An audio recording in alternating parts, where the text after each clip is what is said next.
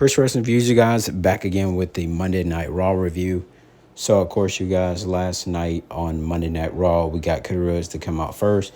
Pretty much to set up the feud between, him and Seth Rollins, champion versus champion. So, overall, they were really praising each other. And Cody was saying how, he thanked, Seth Rollins, for being his shield back at WrestleMania 41, when he helped, him defeat Roman Reigns, for that undisputed championship.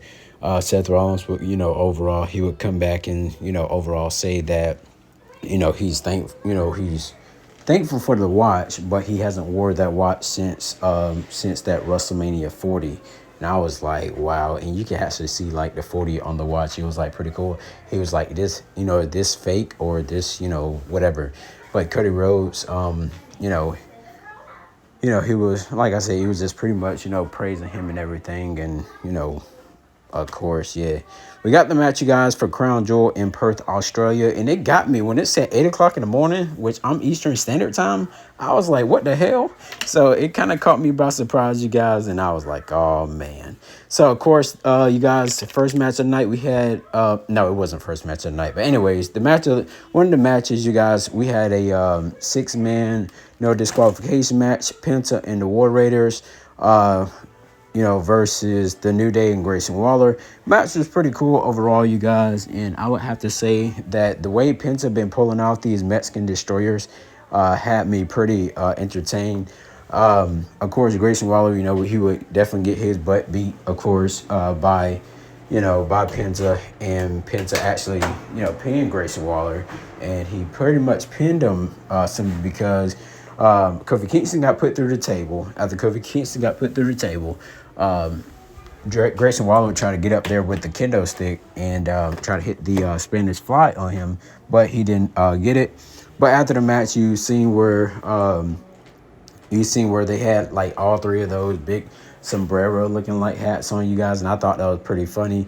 Stephanie Vaquer, she would definitely get a great championship celebration, and I like how there were no shenanigans at all. You had Adam Pearce in the ring. Nobody didn't come out. Auska, she didn't come out and try to confront her or anything like that. I was like, wait, what the world is going on? So I love how WWE actually did this, and this was another rating I would have to give it. So, of course, Stephanie Vaquer will be at SmackDown this Friday, you guys, to see who's going to win that triple threat match with Tiffany Stratton, Jade Cargill, and Nia Jax. If I had to pick, you guys, I am going to have to say either Jade or Tiffany retains. So we'll see come this Friday, you guys, on SmackDown. Of course, Bayley had a one-on-one match with the prodigy Roxanne Perez, you guys. Bayley was tapping into her inner thoughts because she's seen that Lyra was getting beat down by Raquel and and Roxanne, and so that's where Bayley kind of snapped.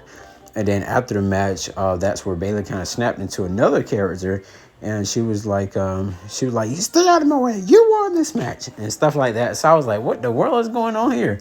So it caught me by surprise how she actually did this. But at the beginning, she was kind of like the hugger Bayley. She was hugging Wade Barrett. He finally got his first hug, you guys, from Bayley. I remember it was like last week, she freaking hugged the mess out of the other commentator guy. I keep forgetting his name. But of course, you guys, Dominic Mysterio, he really set up JD McDonough to get his butt beat by Rusev. So next week on Monday Night Raw, I'm going to talk about it later and give my thoughts on that match when that picture does come up, where we'll have Rusev versus Dominic for the Intercontinental Championship. Now, with that being said, you guys, Dominic Mysterio was trying to get in the ring, then he kind of backed off or whatever, and then, that's when Finn Balor comes in and make the save for JD McDonough, and I was like, okay, cool. So I was like, I don't know where are we going here with that. So Dominic, he wanted somebody. Dominic wanted somebody in his, to face Rusev or whatever, is what he pretty much was like saying. But of course, you've seen that Dominic was getting bullied backstage, saying seeing Rusev saying that he want that Intercontinental Championship, he won his match, and that's when Dominic came to the clubhouse and it's like, I need some money in my corner. I need somebody to keep an eye on me. And then that's when Finn was like, go ask your Grande Americanos and stuff like that. But of course, we did get another heated thing where we had Jey Uso. He kind of tapped into a heel side, and then he kind of wanted to respect his brother at the same time, and was like, "No, I didn't mean that." So Jimmy goes up, see Cody in the hallway, goes up to Cody, and he was like, "Man," he's like, "I need you to talk to my brother." He was like, "Cause you're the only one he'll listen to." So of course, that's where Jey Uso was talking to Cody, and Jey Uso was eyeing that WWE Championship. Now, a lot of people do catch this, and some people don't. And it was like, I got to go back and watch it. Let me see what happened. So there's like key factors in here. Each and every week, there is something going on with Jey Uso. So in the main event, we had Jey Uso going one-on-one with LA Knight, which Jey Uso did, become the winner. Jey Uso doesn't yeet, of course, as people have been saying, he's tapping into his heel side, and he hasn't been yeeting as much. He yeet probably at one kid last night. But of course, you guys, that's where Jey Uso, was like knocked out. The Bronze then make their way down to the entrance ramp. Jey Uso, of course, you guys, he was still down, and he was, he just ended up getting out the ring and walking up the ramp. So I was like, what the heck is going on here? So I was like, this is a very interesting story, with Jey Uso and everything, even after he talked to Roman Reigns. So, of course, next week on Monday Night Raw at 7 p.m. Eastern Standard Time, which is my time zone, Rusev, like I said, will go one-on-one with Dominic Mysterio for the Intercontinental Championship. I feel like this is where Dominic probably will lose it, or shenanigans could happen. Next week, you guys, the El Grande Americano, and either him and one of the other ones will go in the tag team match, you guys, with AJ Styles and Dragon Lee. Of course, this is a tornado tag team match next week, you guys. Could Jay go a full-blown heel right here, you guys, against his brother and everything? So we'll have to see next week on Monday Night Raw. I keep forgetting Monday Night Raw comes on, at 7 p.m. my time. I keep thinking it's 8. And then I'll start seeing people I'm subscribed to go live. And I was like, oh, man.